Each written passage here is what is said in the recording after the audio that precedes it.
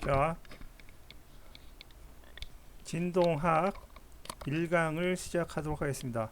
그림에서 보는 것처럼 흔히 진동은 바이브레이션이라고 영어로 얘기하고, 아래 보시는 것처럼 진동, 작게 움직임이다 라고 얘기합니다. 진동학은 지금 많은 분야에서 쓰고 있는데 그것의 기초를 배우도록 하겠습니다. 자, 교재 및 목차는 일단 기계진동학이고, 그 저자는 라오이며, 그 다음에 그 역자들이 그 역을 하는 것이니까 한글 교재입니다. 그래서 첫 장부터 14장까지 되어 있는데, 주로 주목해야 될 그 목차는 특히나 여기 7장까지, 특히나 이제 그 7장, 8장까지만 주로 정확하게 하고, 그 다음 10장은 진동 측정과 응용해서 진동 측정하는 방법, 다시 말하면 그 산업계에서 나타나는 문제들을 발견할 수 있는 방법들을 측정하는 데 있습니다. 그래서 그것들은 어떻게 될 건지 거기서 확인을 하면 되겠습니다.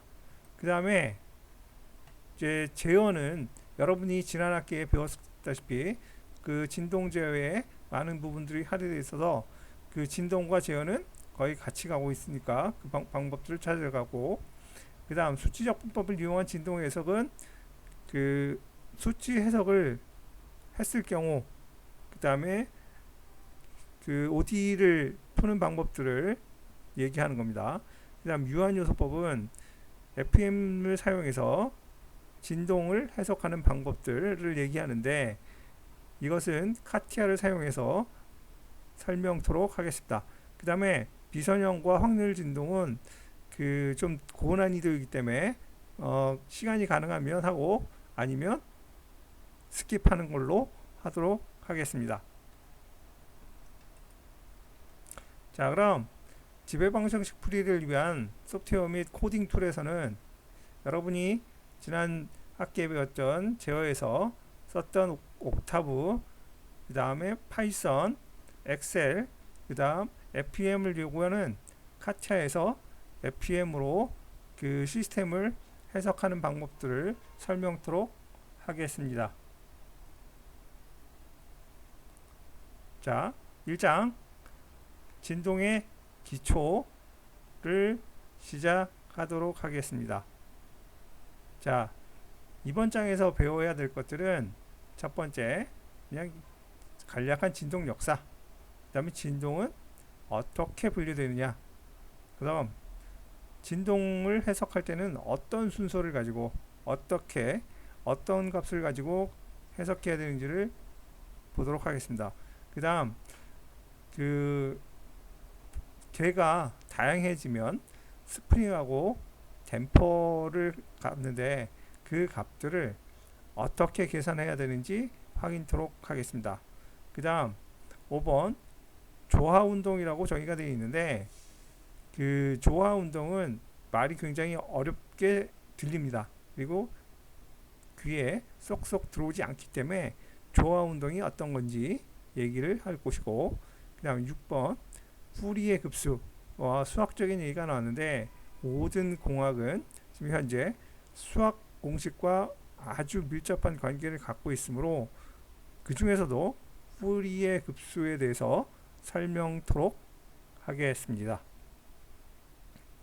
자, 서론으로는 지금 우리가 많은 것들 중에 제일 관심이 많은 부분들은 실제 탈 것으로 자동차, 그 다음 날아다니는 비행기, 기차 등등이 쓰여 있는데, 특히나 이제 그 위험도가 있는 부분들은 항공기입니다. 항공기는 날개에 문제가 생기면 비행 중에 날개가 부러지는 경우가 생기므로 그 경우들을 모두 제거하기 위해서 많은 시험이 이루어집니다. 그리고 자동차도 마찬가지고 그 도로를 지나갈 때 차량이 어떻게 움직이느냐를 따라서 갖고 있기 때문에 많은 그 해석과 실험이 이루어지는데, 그것들이 어떤 경로를 거쳐서 어떻게 해석되는지를 알아보도록 하겠습니다.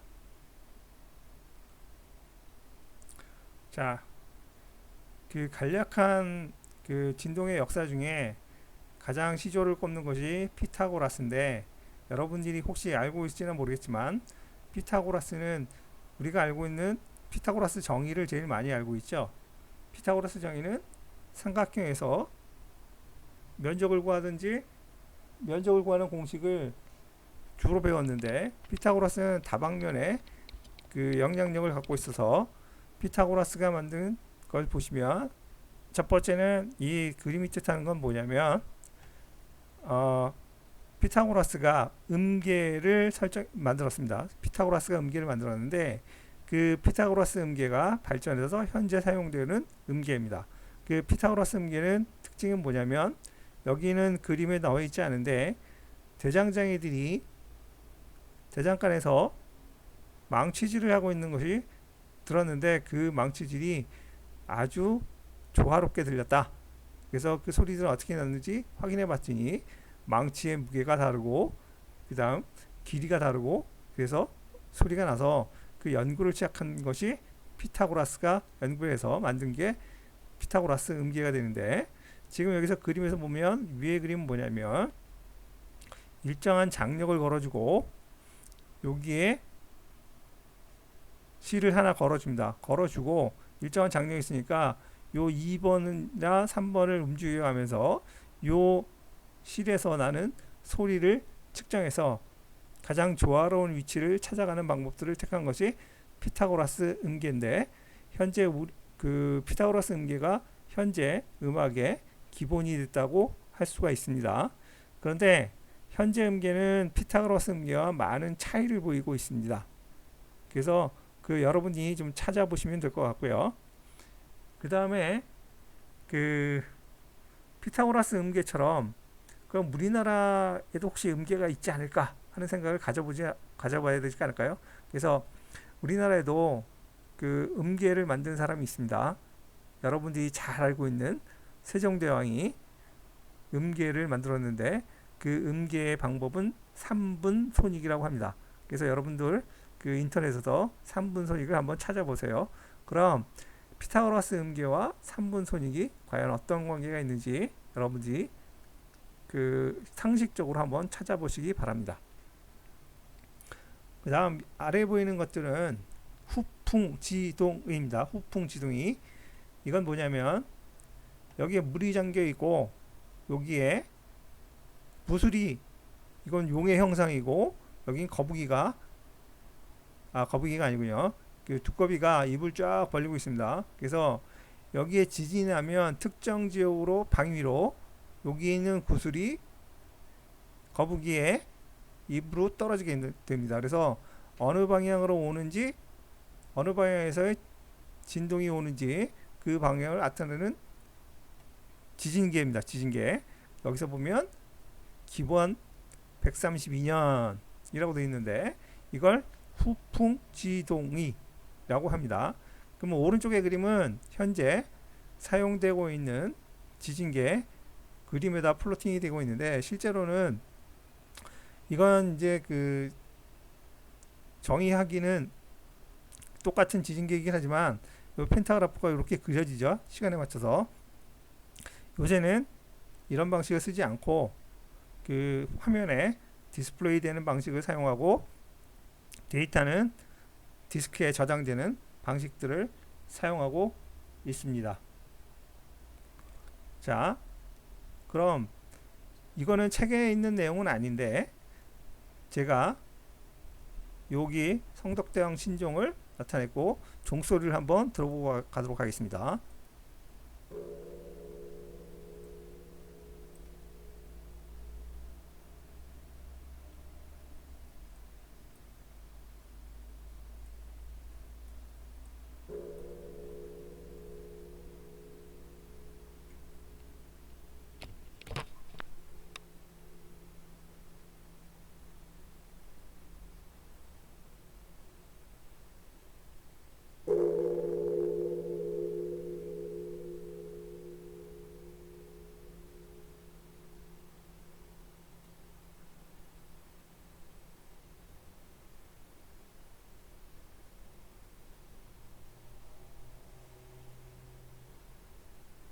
자, 성덕대왕 신종, 다시 말하면 에밀레종입니다. 에밀레종이 의 소리를 잠깐 들어봤는데, 에밀레종은 그 내려오는 전설에 그 전설이 있는데 그 전설에 따라서 만들어졌느냐는 많은 논란이 있었습니다. 그렇지만 그 성덕대왕 신종의 가장 큰 특징은 소리가 어떻게 전파되느냐, 어떻게 널리 전파되느냐 하는 거에 많은 그 관심이 있어서 지금 이제 그 책에는 나와 있지 않지만 제가 여기다 하나 넣어 놨습니다.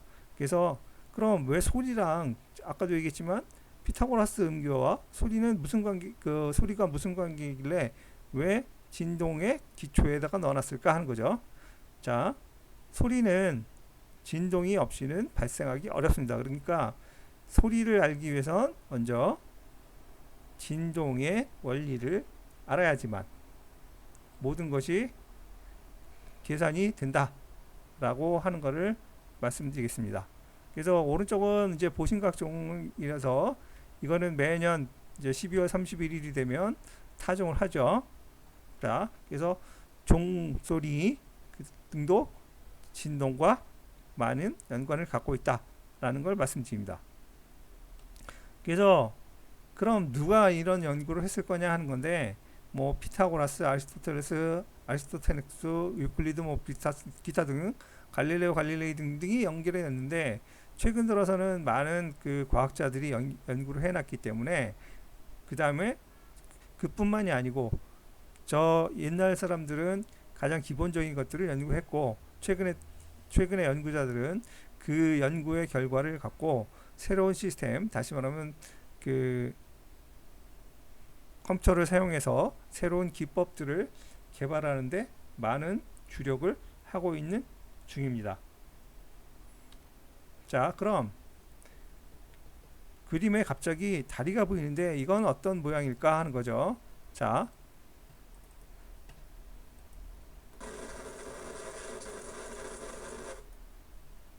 그림을 보시죠.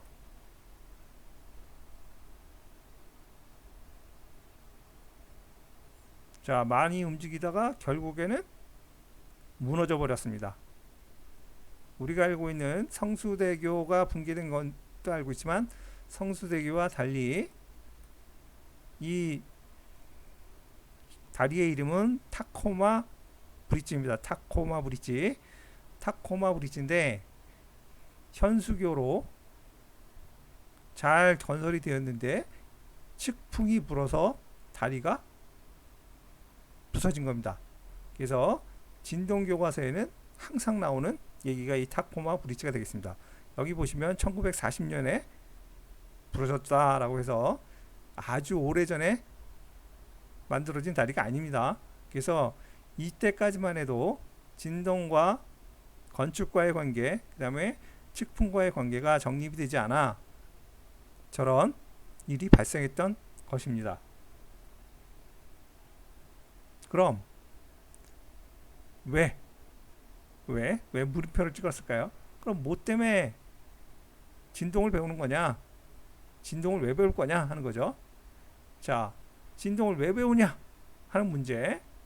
그럼 여기에 영문으로 써놨지만 그 영문들은 너무 어려운 얘기가 아니니까 여러분들이 스스로 하든지 아니면 그 번역기를 사용하시든지 하셔서 확인해 보시고, 또는 그 교재에서 그 설명이 되어 있을 테니까 한글로 잘 확인하시기 바랍니다. 근데 제일 중요한 건 여기에 보면 자, 레조넌스라고 이 빨간 줄로 쳐놨는데, 레조넌스는 뭐냐 하면 공진입니다. 공진, 같을 진, 같이 움직인다. 뭐가 외력과 물체의 특성이 일치될 때. 자, 여기서 보면 고유진동수라고 나오는데 아직 여러분들이 고유진동수를 정확하게 인지하지 않았기 때문에 어떤 방식인지는 차후 설명하도록 하고, 자, 그럼 고유진동수의 주파수, 그 다음 외력의 주파수가 일치하면 그때 나타나는 물리적인 현상, 그게 공진이다. 공진이 되는데 그걸 현상 이름을 공진이라고 하는 겁니다. 그 다음 이렇게 되면 어떤 일이 발생하느냐? 과도한 변형 또는 파괴들이 발생한다. 그럼 이런 일이 발생하면 어떤 일이 벌어지냐? 건물이든 차량이든 비행기든 열차건, 중요한 문제가 공진이 발생하면 아까 여기 보신 것처럼 excessive deflection이라니까 과도한 변형이 생깁니다. 그럼 부러지거나 뽀개지진 않더라도 승차자에게 굉장히 불안감을 줄 수 있기 때문에 이런 것들을 피해야 됩니다. 그래서 이런 것들이 나타날 것인지 나타나지 않을 것인지를 찾기 위한 학문이 다시 말하면 진동이 되겠습니다. 자, 그럼 그 공진이 어떻게 발생하는지 그림을 한번 다시 한번 보시고 갈게요.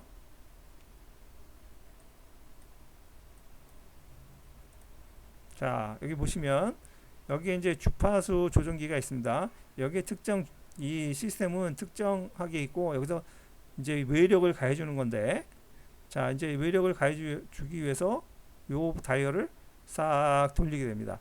그럼 이제 그 영문법으로 그냥 스위핑이라고 하는데, 여기 보시죠. 여기에 위아래로 움직이는 거, 그 다음 여기 커다란 매스가 달려 있고 여기 주파수가 표시되어 있습니다. 그래서 이거를 스위핑을 쭉 하면 갑작스럽게 이렇게 과도하게 움직입니다. 과도하게 움직이는데, 자, 여기를 넘어가니까 점점 줄어가죠. 자, 다시 보시면, 자, 낮은 주파수에서는, 자, 여기서는 이렇게 보여도 여기 중심으로 여기 4를 넘어가지 않는데, 자, 3.3, 그러니까 여기까지 10이 넘어가죠. 굉장히 큰 형태가 보입니다. 그게 곧 과도한 변형이 되는 겁니다. 그래서 여기 보셨던 여기 타코마 브릿지가 초기에 변형이 되다가 마지막에 이렇게 부서지는 현상까지 갈 수 있다라는 것을 알 수 있는 겁니다. 자, 그럼 이 진동의 개념 중에 여기 보시면, 자, 일정한 기간 안에 반복되는 운동이 나타나는 것을 바이브레이션이나 오실레이션이라고 표현을 하는데, 오실레이션, 여러분들이 그 사전을 찾게 되면 이게 그냥 우리말로는 진동 이렇게 되어 있을 겁니다. 그래서 이런 내용들을 갖고 뭐 바이브레이션도 진동이 오실레이션이 진동, 그러면 영문에는 왜 이렇게 다르게 쓸 건가 하는 이유가 있을 겁니다. 그러니까 여러분들이 요 두 가지 차이를 한번 찾아보시기 바랍니다. 그래서 여기 제가 찾아서 링크를 여기다 적어 놨는데 이걸 보시든지 아니면 다른 것들을 한번 찾아서 바이브레이션과 오실레이션의 차이를 확인하기 바랍니다. 자, 그럼 진동을 표현하기 위해서는 제일 중요한 게 여기 보시면 독립좌표계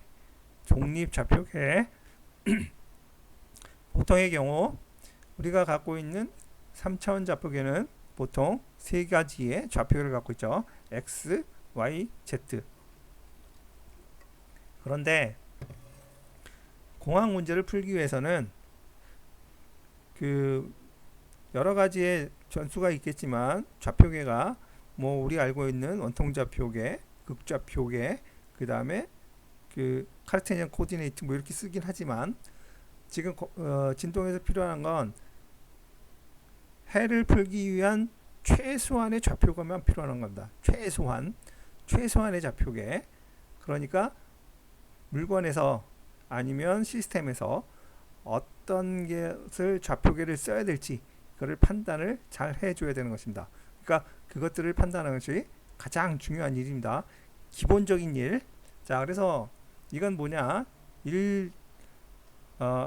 일자유도계는, 자, 여기 보시면 얘는 무조건 한 방향으로만 움직입니다. 이쪽 방향으로 움직일 경우, 만약 Y 방향으로 움직인다고 하면 여기에는 제한 조건이 하나도 없기 때문에 방정식을 만들 필요가 없죠. 자, 여기 보시면 첫 번째 거 슬라이더 크랭크 스프링 메커니즘에서는 자, 이 보시면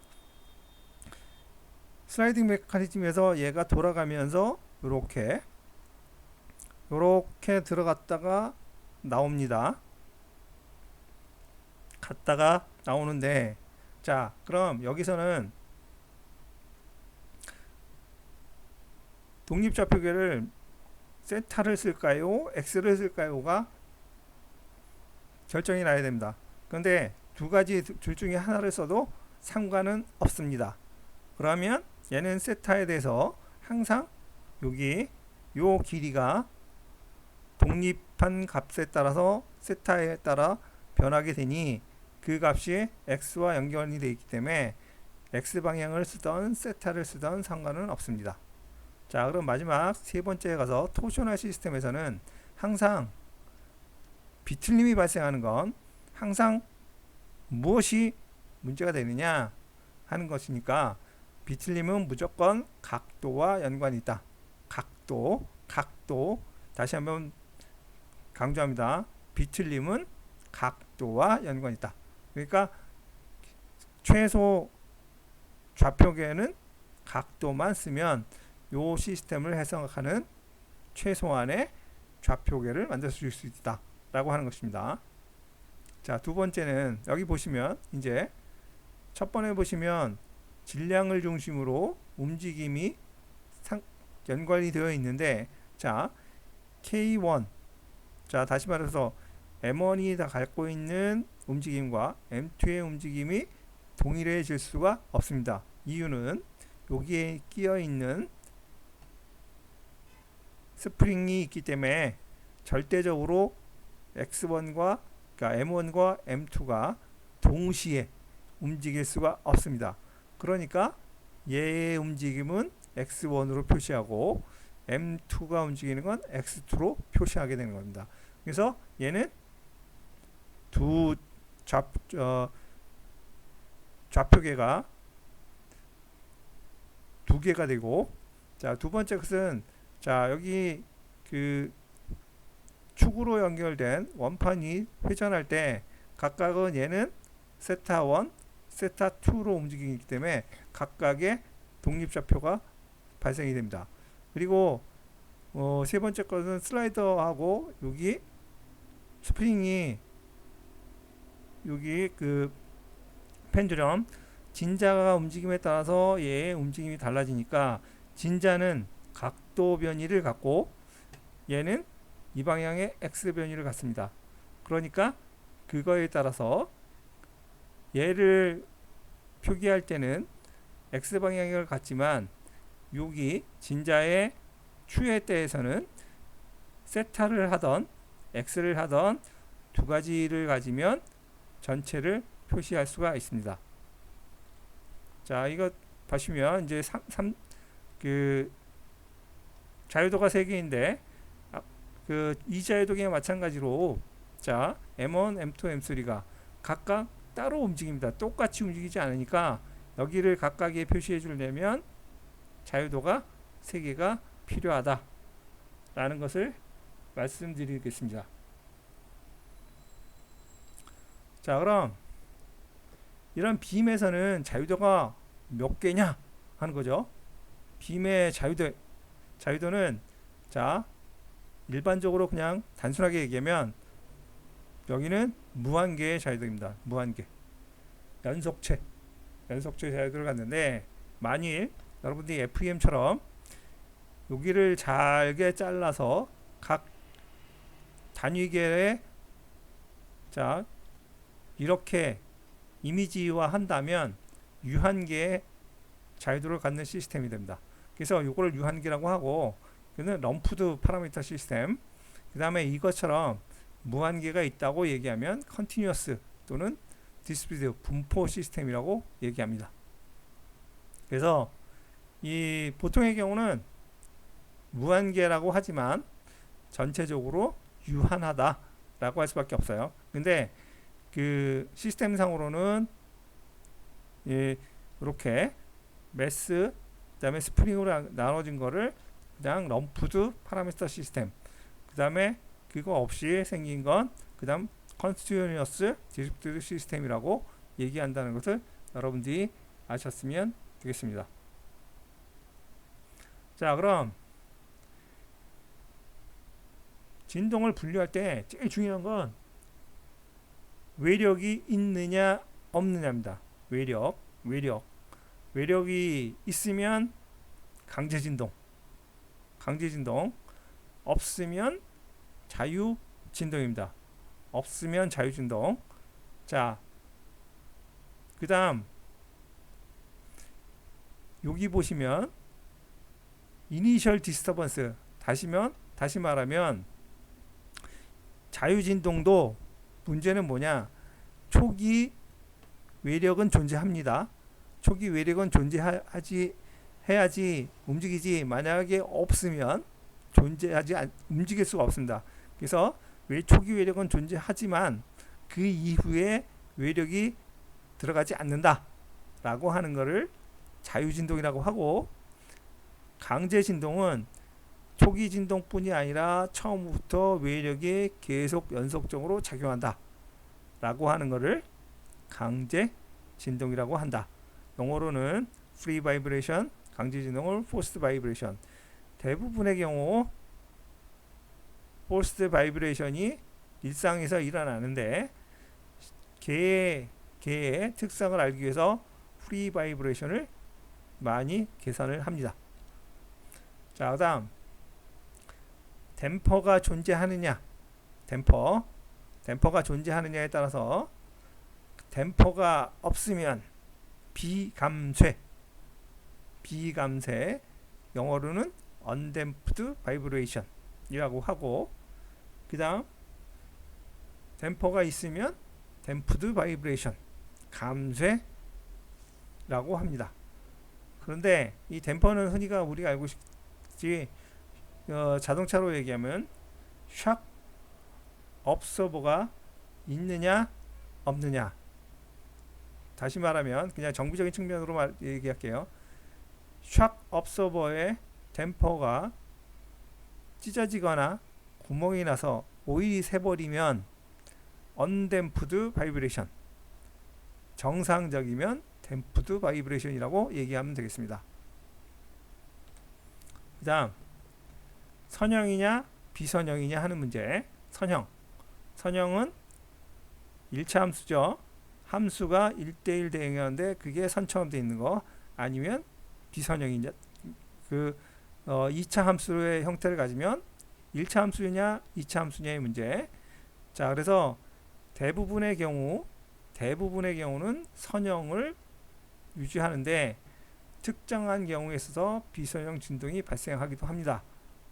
그래서 그 비선형 진동을 하기 위한 해석은 여러 가지 방법이 있긴 하지만 현재는 여러분에게는 선형에 준하는 것들을 설명하도록 하겠습니다. 자, 그럼 디터미니스틱과 랜덤이라고 있는데, 랜덤은 무작위입니다. 그래서 디터미니스틱은 우리가 이미 인지할 수 있느냐, 예측 가능하냐의 문제, 그 예측 가능한 거냐 예측하지 않느냐의 문제가 있기 때문에 외력이 예측 가능하면 디터미니스틱 바이브레이션, 외력이 알고 있으면, 형태를 알면 디터미니스틱이에요. 이런 형태를 알고 있으면 디터미니스틱. 자, 그런 형태를 모르면 전혀 알 수 없다.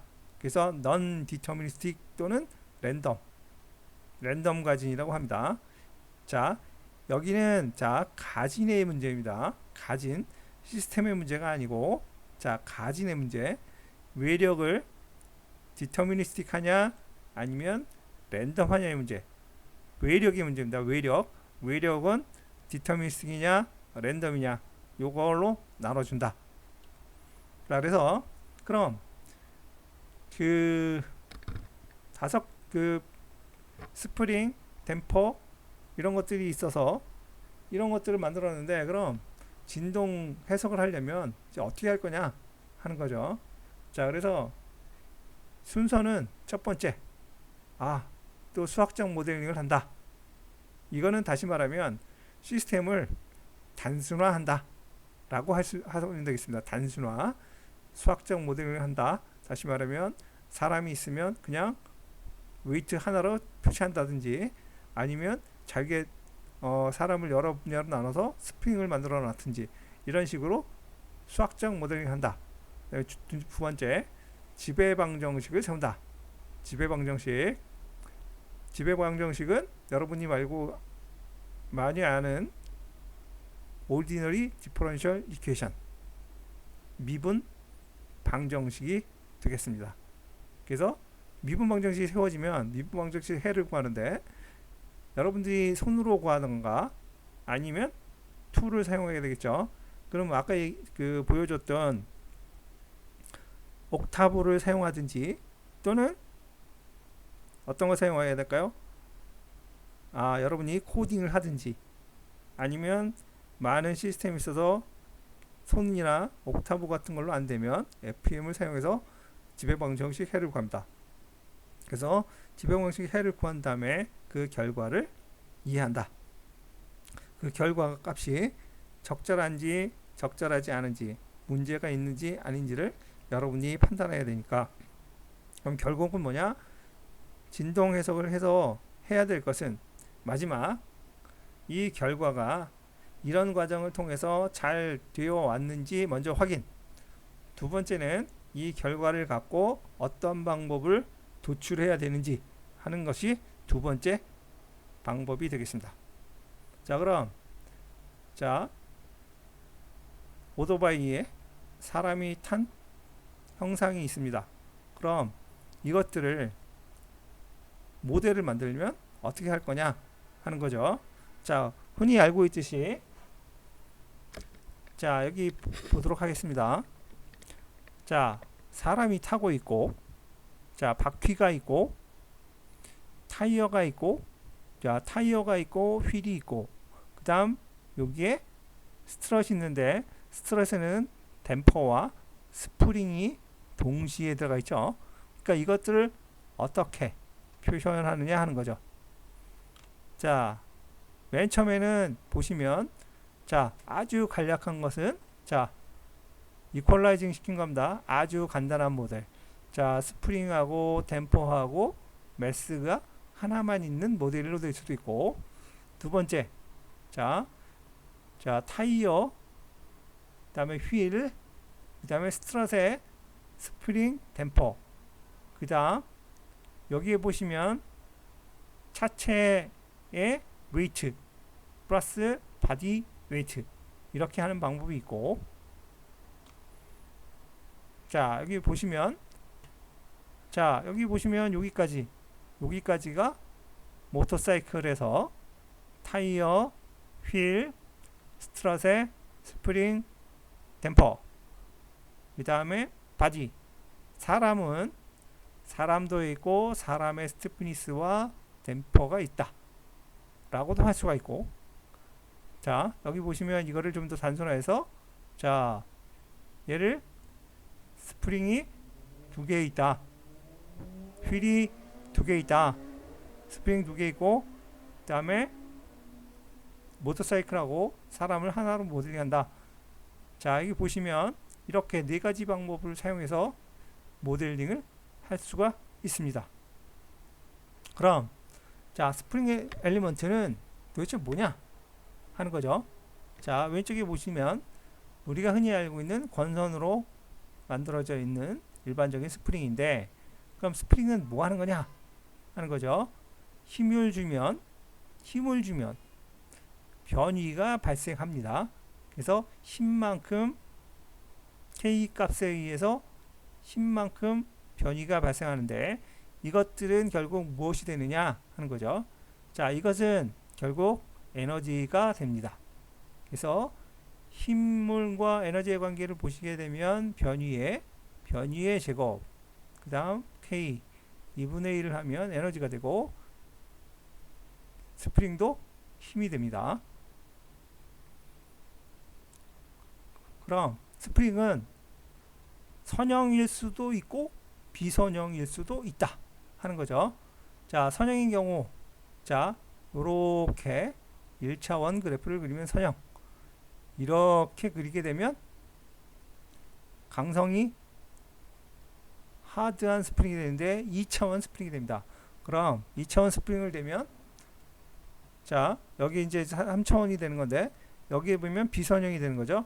여기는 선형, 여기는 소프트하지만 소프트, 여기는 하드, 이렇게 되는데, 이럴 때 이 스프링을 갖고 어떻게 쓸 수 있느냐 하는 거죠. 그럼 우리가 알고 있는 거는 비선형이 되면 굉장히 난해한 점이 있다. 왜냐하면 풀기가 어려우니까 하는 거죠.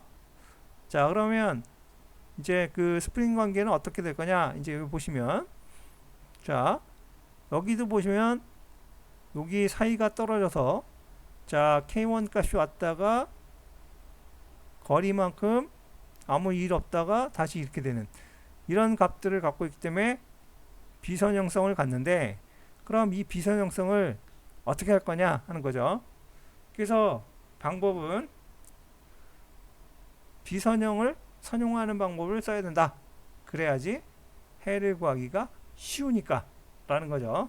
그래서 힘 더하기 델 F 값은 x에다가 델 x 값에 더한 것을 한 것과 같다 라고 해서 여기에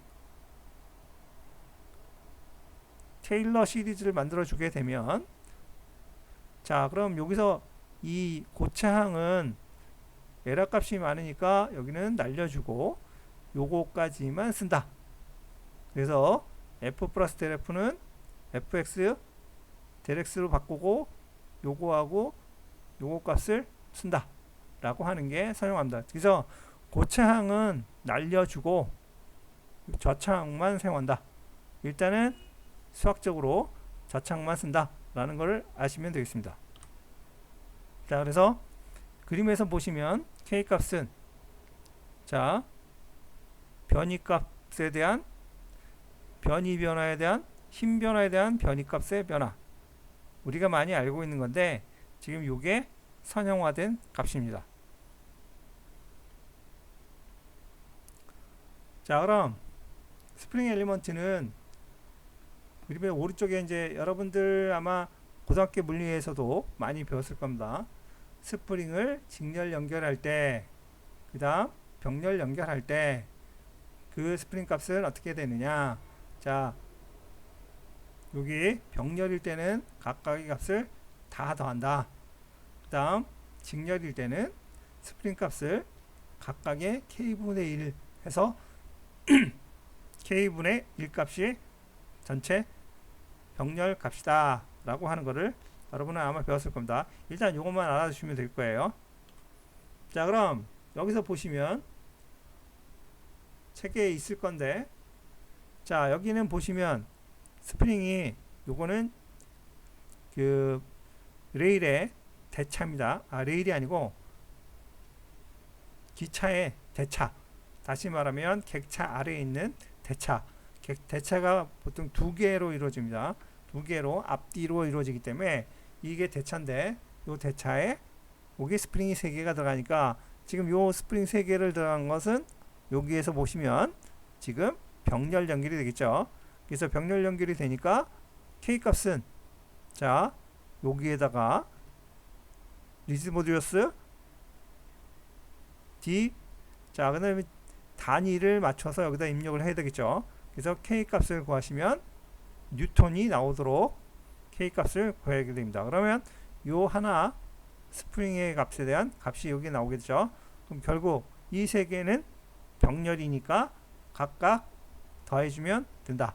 그래서 k1이 3개가 되는 것이 된다 라는 것을 알 수가 있습니다. 자, 그럼 자, 매스 얘기를 좀 해야 되겠는데, 질량이요. 질량이나 관성 요소는, 자, 여기에 보면 여기에 리지드 바디, 플렉서블 바디와 리지드 바디로 나누는데, 리지드 바디는 강성체입니다. 강체. 그래서 흐물흐물되지 않는답니다. 그래서 딱딱해서 각각의 매스 이너셔 엘리먼트는 강체로 되는데, 그래서 매스 오브 이너셔, 그래서 그 극관성 모먼트를 갖습니다. 리지드 바디이기 때문에. 그래서 왼쪽에 그림처럼 요런 빌딩이 있다면 어떻게 모델링 해야 될 거냐 하는 거죠. 그랬을 때 얘를 강체로 표시해서 이렇게 할 수도 있고, 여러분들이 만약 FEM에 이제 좀 능숙해지면 이것들을 유연체 플렉서블 바디로 모델링하고 각각의 벽들을 스프링을 처리해서 계산을 할 수도 있습니다. 그렇지만 현재 초기에는 전부 다 강체, 그 다음에 이 버팀목이는 기둥은 스프링 요소로 대체하고, 그 다음 각각의 층들은 각각 따로 움직인다. 왜? 그 각각의 여기 스프링들이 존재함으로써 각각의 변이가 다르게 됩니다.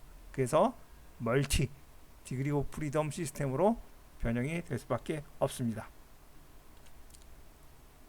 자, 댐핑 요소는 크게 세 가지 종류가 있습니다.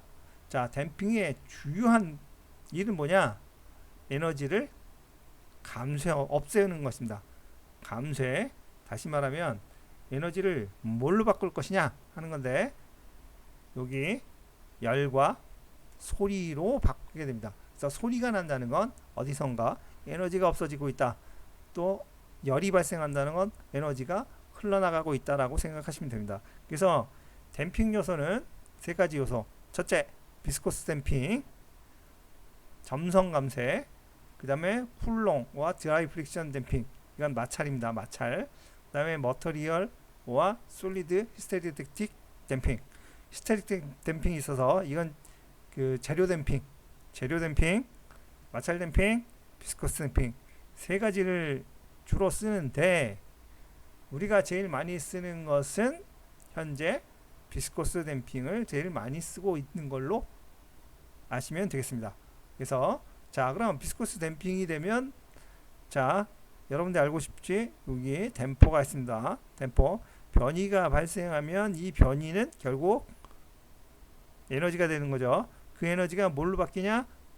열이나 소리로 변형돼서 빠져나가도록 된다. 다시 말하면 여기 안에서 열이 발생한다 라고 아시면 되겠습니다. 자, 히스테리틱 댐핑은 뭐냐면, 자, 힘을 가하고 로딩하면 요 차이가 발생하게 됩니다. 그래서 에너지가 사라지게 됩니다.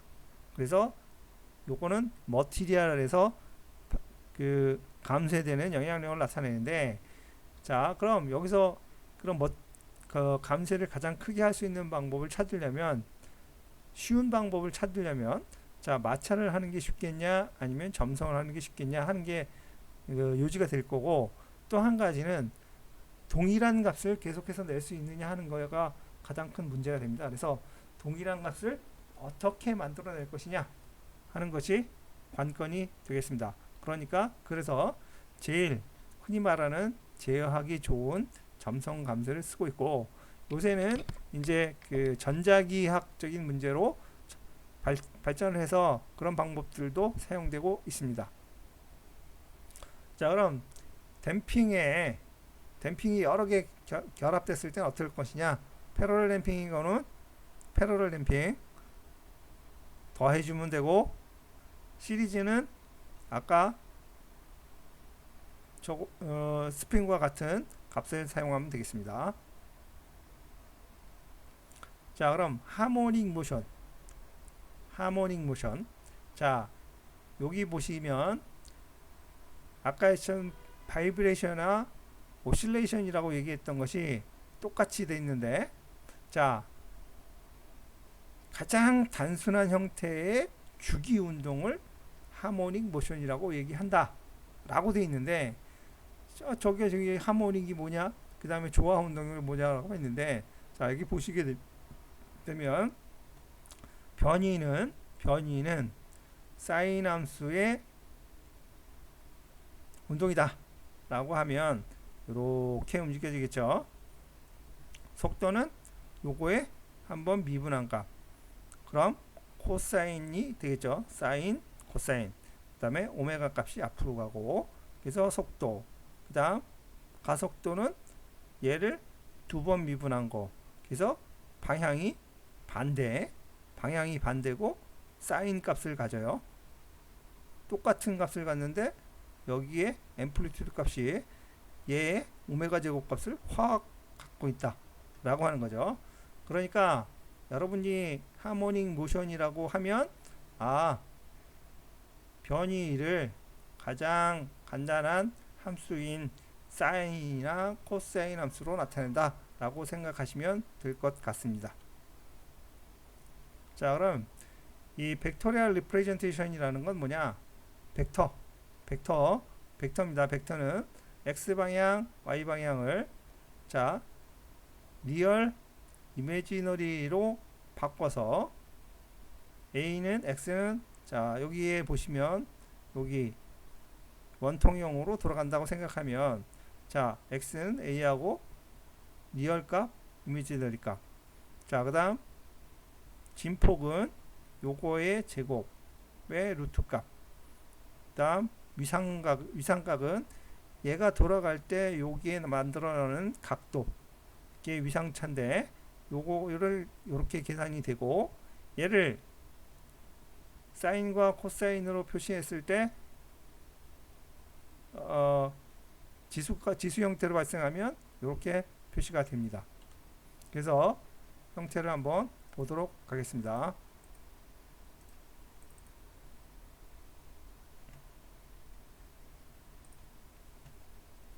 자 여기에 보시게 되면 얘가 프리모션을 하는 겁니다. 프리모션 자유진동을 하게 되는데 여기 그림상에서는 아무 표식이 없지만 초기의 값을 그러니까 그 제어에서 유닛 볼스가 들어가야 됩니다. 유닛 볼스 1값이 들어가야 됩니다. 1값이 들어가서 저렇게 움직여지는 것입니다. 그래서 이렇게 되고 자 그럼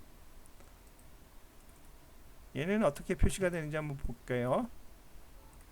자, 얘의 움직임을 자 선형으로 표시했을 때 자 R 여기는 일정합니다. 올라가고 내려가고 자 쭉 가서 맨 꼭대기 갔을 때 여기 아래 맨 위에 값 이미지 값만 갖게 되는 거죠. 자 보시면 자 돌았어요.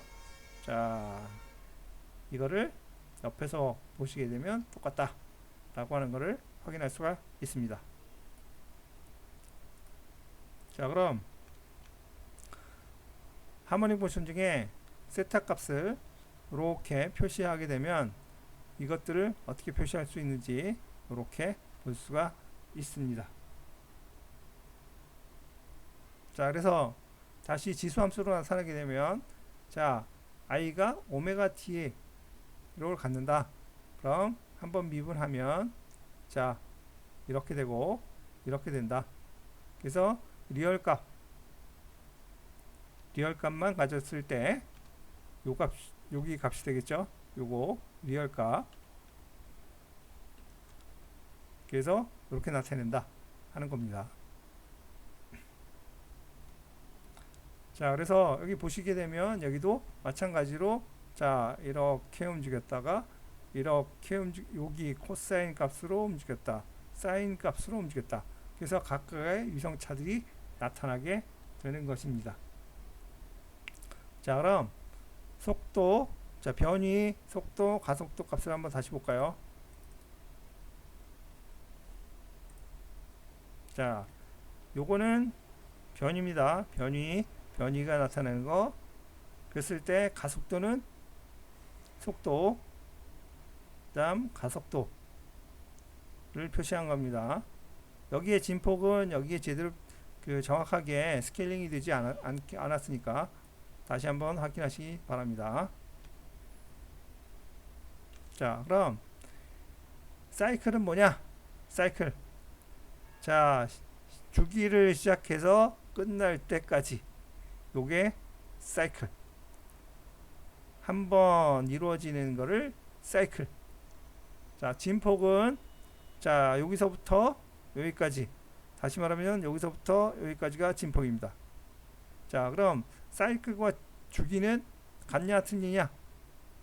뭐 같을 수도 있고 다를 수도 있다. 자, 그다음 주파수. 주파수. 자, 이게 한 사이클인데 초당 몇 번 이루어지느냐가 주파수입니다. 주파수. 초당 이루어지는. 자, 주파수를 설명하려면 첫 번째는 초당 몇 번의 일이 발생하느냐. 다시 말하면 여기 보시면 여기에서 한번 여기까지 왔다. 그게 여기 전체가 1초다. 그러면 피크가 2개 생깁니다. 그래서 일이 2번 생기니까 그건 2Hz. 그렇지 않으면 그거에 맞춰서 생기는 거니까 초당. 그 다음 내추럴 프리퀀시는 다음 장에서 설명하도록 하겠습니다. 자, 비트는 뭐냐? 비트는 여기 보시게 되면 일정한 것이면 이렇게 사인 곡선만 그려야 되는데 각각의 약간의 차이. 그러니까 모션이 2개가 있어서 2개의 각각의 주파수는 같은데 위상차가 달라서 생기는 일. 자, 그 다음에 프리퀀시가 굉장히 가까워져서 2개의 합산이 되는 현상을 나타내는 것을 비트라고 합니다. 비트라고 하면 속도가 연결이 되고 합니다. 그 다음 옥타브는, 자, 음악에서 옥타브는 낮은 도에서 높은 도까지를 얘기하는데 진동에서 옥타브 얘기는 주파수가 10이면 한 옥타브가 되면 그거의 배, 다시 말하면 20Hz가 되고, 다시 20의 옥타브가 되면 40이 되고, 40의 배가 되면 80. 요게 한 옥타브가 됩니다.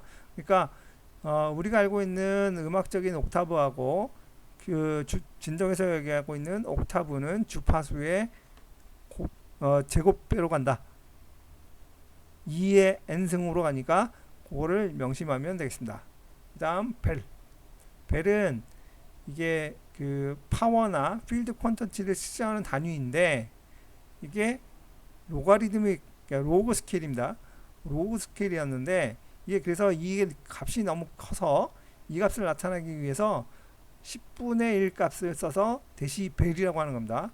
데시가 10분의 1이에요. 10분의 1. 그래서 데시벨이라고 쓰는데 흔히 여러분 많이 듣는 그 소음의 지수를 30데시벨, 50데시벨, 그 사무실 공간이 45데시벨 뭐 이런 식으로 얘기하는데 그것들을 나타내는 것이 데시벨입니다. 그래서 사운드 프레셔, 여러분들이 말하는 사운드 프레셔는 자, 기준값이 20 마이크로파스칼, 20 마이크로파스칼이 기준이고 그 다음에 그때 측정 값이 얼마냐에 따라서 나타내는 것을 데시벨로 나타납니다. 그러니까 요거는 여러분들이 잘 알고 있으면 됩니다. 이거는 평소에도 많이 쓰는 값이기 때문에 많이 쓰는 것이니까 잘 알고 있어야 되고, 진동에서는 기준 변이가 가속도 기준으로 9.8 마이너스 6승 메타퍼 세크 제곱이 기준입니다.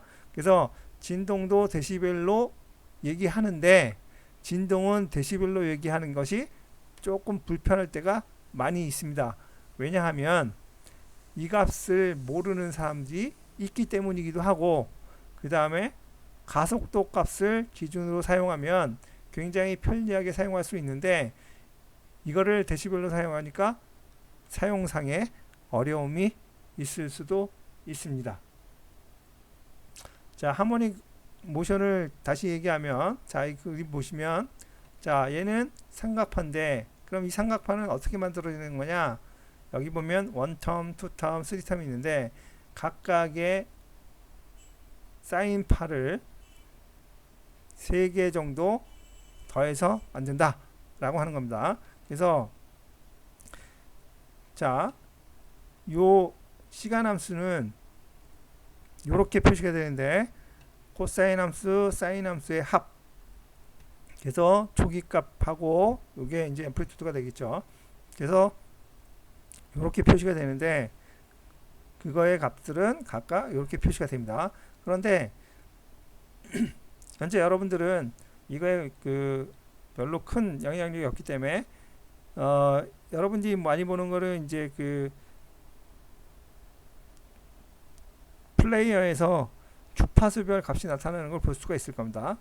자, 그런데 그 아까 했던 것처럼 요거처럼 요걸 나타내면 자, 여기는 D0, D1, D2 그러니까 하나, 둘, 셋 3개의 값으로 나타난다. 그래서 D0는 2분의 1제로 D에는 이렇게 제곱하고 그래서 여러가지 사인과 코사인의 합으로 만들어 놓은 것이다. 그러면 거꾸로 얘기하면 이거는 여러 개로 나누어지니 그 값들을 표시할 수가 있다 하는 거죠. 그래서 그것을 그 복소수로 나타내서 후리에 시리즈로 나타내면 이렇게 주파수와 지수 그 다음 위상차로 나타냅니다. 여러분이 많이 보는 보드 플롯이 되겠습니다. 그래서 보드 플롯이 되는데 이렇게 되면 여러분들은 이거는 FFT 어널라이저에서 여러분들이 볼 수가 있거나 아니면 FFT 어널라이저는 요 위상각을 볼 수 있지만 여러분들이 많이 보는 플레이어에서는 요 앰플리튜드 값만 주로 나타내는 걸 볼 수가 있을 겁니다. 자, 그래서 이 두 가지 경우에 대해서 그 책에 나오는 매트랩 함수를 사용해서 이걸 풀어내게 되는데 자, 여러분들은 자, 옥타브를 사용하게 되니까 물론 잘 알고 계실 건데요. 자, 여기에 보시면 옥타브 사용에 대해서 다시 한번 잠깐 간략하게 설명을 할게요. 자, 여기 보면 윈도우에서 여기 많이 쓰이는 건 에디터, 그 다음에 도큐멘테이션, 그 다음에 베리에블 에디터가 있는데 여기 보시면 여기 베리에블 에디터가 있죠. 여기에 값들이 어떻게 변하는지 자, 오른쪽을 나눠서 여기 보시면 에디터가 있죠. 베리에블 에디터는 지금 꺼볼게요. 윈도우에서 베리에블 에디터를 끄고 자, 에디터 그 다음 도큐멘테이션은 여기서 다시 꺼도 됩니다. 끄고 필요할 때 도큐멘테이션은 필요할 때 쓰시면 돼요. 그 다음 여기 커맨드 윈도우 자, 이건 구입 방식입니다. 그래서 모든 걸 지울 때 클리어 올 그 다음 클로즈 올 클로즈올은 여러분들이 작성한 플롯이 모두 사라지도록 합니다. 그 다음 커맨드 윈도우의 모든 것들을 사라질 때 CLC 자, 이렇게 되고 자, 에디터로 가서 자, 여기 보시면 여기 값이 있는데 얘를 한번 자, 실행을 할 때 여기 가보시면 Save File and Run이 있어요. Save File and Run이 있는데 여기 보시면 얘는 F5입니다. F5 F5인데 실제로 에디터에서 작성하는 파일이 작성이 되어 있지 않으면 그 파일 작성 창이 나타납니다. 그래서 이게 없으면 얘를 누르시거나 아니면 F5를 누르면 돼요. 자, 요거는 이제 그 비트에 관련된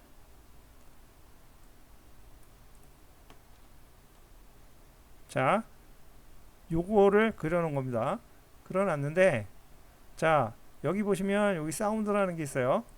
사운드는 뭐냐면 여기에 만들어 놓은 X 함수를 갖고 소리를 만들어내는 함수를 일단 써봤는데, 요거는 이제 수정을 좀 하셔야 될 거예요. 그래서 비트에 관련된 건 다시 한번, 그 다음 여기 보시면 지금 이제 여기 그 아무것도 없지만 여기에 값들이 저장이 되어 있기 때문에 이걸 하시기 전에, 자 일단 모든 프로그램을 하시기 전에, 자 클리어 올,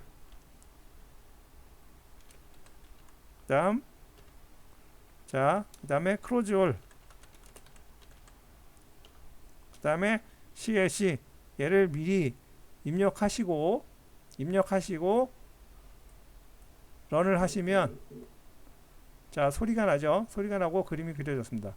그래서 이렇게 해서 그 비트에 대한 영상을 그려주고, 그 다음 그 비트에 대한 것을 소리로 볼 수가, 들을 수가 있습니다. 그리고 자 그 다음 여기에 보시면, 자 이거는 A0, 1텀, 2텀, 3텀, 4텀, 그래서 네 가지 텀을 갖고 분해를 한 건데, 자 그래서 여기 보시면 잠깐 설명하자면, 자 여기 값이 있고 서플롯, 여러분이 써봤는지 모르겠지만 서플롯은 뭐냐면 이 피거에 이 5호를 하나를 서플롯으로 보는 겁니다. 서플롯. 자 그 다음 얘가 서플롯 2, 3, 4, 5. 그래서 여기 보시게 되면 서플롯,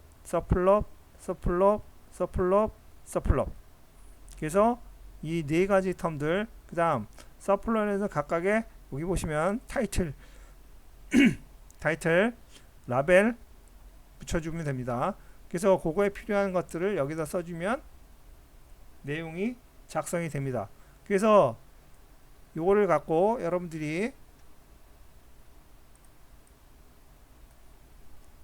자 옥타브에서 한번 그려보시고, 그 다음 요 사운드 명령어를 같이 사용하셔서, 여기 보시면 여기 사운드 명령어가 이미 여기 넣어놨으니까 그 사운드 명령어를 갖고 여기에 이거를 찾기 위해서는 자 윈도우에 도큐멘테이션을 찾고, 자 도큐멘테이션에 가셔서 자 서치에 사운드라고 입력하신 다음에 서치하세요. 그리고 얘를 더블 클릭하시면, 자 여기 명령어에 대한 설명들이 잘 나옵니다. 그러니까 그것들을 확인하시고, 그럼 얘를 더블 클릭하거나 되어 있는데, 자 여기 나와 있으니까 여기에 명령이 있고 얘를 어떻게 쓰는지가 여기에 나와 있습니다. 그러니까 그거를 갖고 확인하시면 되겠습니다. 자 그리고 이제 마지막으로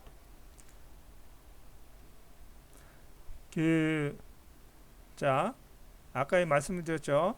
바이브레이션이나 오실레이션이 차이가 있냐 없냐 확인하시고, 하모닉 모션, 디스크릿, 럼프트 파라미터냐, 컨슈미니언스 시스템의 차이, 디그리 오브 프리덤을 어떻게 결정한 거냐, 그 다음에 레조넌스, 그 다음에 이너셜 엘리먼트, 스프링 엘리먼트, 댐핑 엘리먼트, 그 다음에 옥타브, 데시벨, 사이클, 앰플리튜드, 그 다음에 주기, 그 다음에 주파수, 위상각. 여기는 고유진동수는 구하지 않으셔야 됩니다. 요거에 대한 것들을 잘 적어서 리포팅 해주시면 되겠습니다. 그럼 간략한 여기 그 진동에 대한 용어 정리가 되니까 요거에 대한 정리를 해서 리포팅 해주시기 바랍니다. 이것으로 1강을 마치도록 하겠습니다. 수고하셨습니다.